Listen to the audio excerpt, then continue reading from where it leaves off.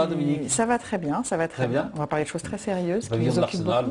Toujours, se porte toujours bien. Oui, On a des nouvelles avec Alexandre Labasse.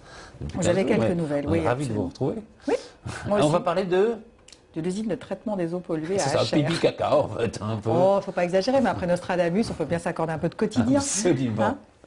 Donc, usine de retraitement. Voilà, donc je crois qu'il y a une photo aérienne. Donc, comme vous le savez, nous consommons en moyenne chacun 300 litres d'eau par jour, c'est-à-dire 1 mètre cube pour 3 personnes. Et donc tout ça, ça fait qu'il y a 3 millions de mètres cubes par jour qui partent pour 8 millions d'habitants, puisque c'est un syndicat mixte. Donc le Grand Paris, le Paris Métropole, ça n'existe pas, mais ça existe quand même, puisqu'il y a quand même un syndicat des eaux. Enfin, il y en a plusieurs, mais il y en a un qui s'occupe des eaux de 8 millions d'habitants, et c'est 3 millions de mètres cubes par jour. Et donc pour ça, il a 5 grosses usines. 300 litres par jour. Non, chaque personne à Paris, c'est 300 litres par jour. Et donc il y a un endroit qui est au bord de la Seine. Comment ça se fait? J'ai pas l'impression de Moi, je ne consomme pas gaspiller 300. Je vous dis. Donc il y a un endroit au bord de la Seine, à Achères, près d'Herblay, qui est consacré depuis, on va dire, 1820, 1830, au traitement des eaux. Donc au début, c'était les égouts qui amenaient l'eau, je dirais, par gravitation, c'est-à-dire ça descendait tout seul, ça arrivait à Achères. N'allez pas trop vite dans les images, j'aurais jamais le temps de tout raconter. Et puis petit à petit, donc on traitait ces eaux-là, on appelait ça du maraîchage, c'est-à-dire que l'eau s'infiltrait doucement, et on cultivait des carottes, des poireaux et tout ça, consommait l'eau, on récupérait les boues et ça faisait des engrais. Et donc aujourd'hui, on a fait des choses un peu plus sophistiquées, donc il y a une très très grosse usine que vous voyez là, et aujourd'hui cette usine a fait l'objet d'une dernière tranche, qui est là, alors là vous pouvez passer l'image d'après, voilà, qui est ce bâtiment-là, et qu'on est allé visiter avec Romain, puisque je Romain Dufresne, voilà. Voilà, Romain Dufresne, le caméraman attitré de l'architecture en Ile-de-France. Il s'y connaît maintenant. Hein. Voilà. Donc voilà le film de Romain qui commence. Et donc ce bâtiment a été réalisé par Luc Weismann.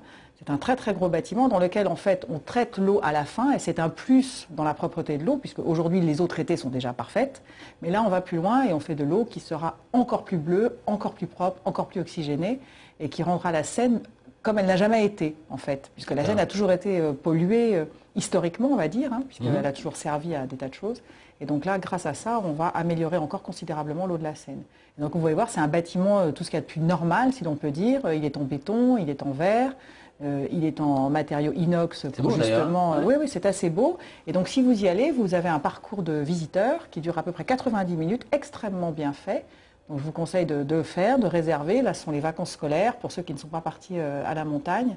Je pense que c'est intéressant de savoir que les choses que l'on fait tous les jours... C'est où? Alors c'est à Achères et vous allez vous réserver au SIAP, SIAAP, qui est le syndicat intercommunal d'assainissement des eaux de l'agglomération parisienne. Et il y a beaucoup de gens qui réservent comme ça Il y a des gens qui viennent visiter ça, oui.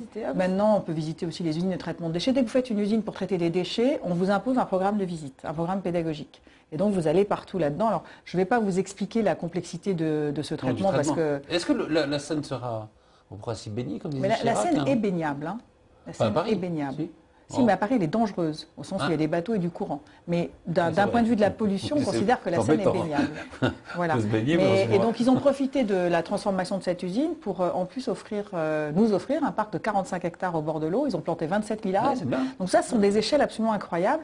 Et je trouve que c'était bien que de temps en temps, on parle de ces choses-là. Donc, on fait des crèches, des logements, mais on a aussi des grands endroits comme ça, qui sont aussi des endroits de plaisir. C'est-à-dire qu'il y a une promenade au bord de l'eau, un canal. C'est ça, oui, parce que quand on dit usine de retraitement, a priori, le parc est ouvert au public, c'est gratuit. Il s'appelle Albert Marquet du nom du peintre. Voilà. Donc c'est quelque chose que je trouve pas mal. Génial. Et puis je peux vous donner un peu d'actu. Un peu d'agenda, oui. Un tout petit peu d'agenda, puisque c'est aussi les vacances. Donc moi je vous conseille quand même toujours, pour les petits et grands, d'aller à la conciergerie voir l'exposition consacrée aux expositions universelles à Paris, qui montre que les bâtiments comme la Tour Eiffel, le Grand Palais, le Petit Palais, le Palais de Chaillot sont des vestiges en fait. C'était des bâtiments qui auraient dû disparaître.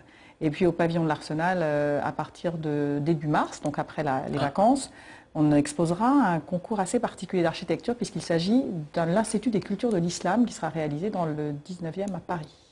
Ah, très bien. Voilà, 18e. Pourquoi? En fait, c'est un endroit dans lequel Pourquoi le 3 mars, 4 mars? Oui. Non, mais Ah non, il va falloir le construire. Donc là, déjà, 18e, pardon. Donc il y aura on montre le concours, on montre les maquettes, et c'est un endroit qui, en fait, va occuper 2 terrains. Donc c'est pas une mosquée, hein. C'est un endroit dans lequel on a à disposition la culture islamique, des bibliothèques, de l'information, peut-être de l'enseignement. C'est Voilà. toujours bien les concours, hein, j'adore ça moi. Et là, il y a des maquettes, donc c'est très, très facile et c'est assez marrant parce qu'on voit aussi comment les architectes ont interprété la culture islamique Bien sûr. au cœur de Paris dans le 18e. Très bien. Voilà. Merci beaucoup. Et bravo si je puis me permettre.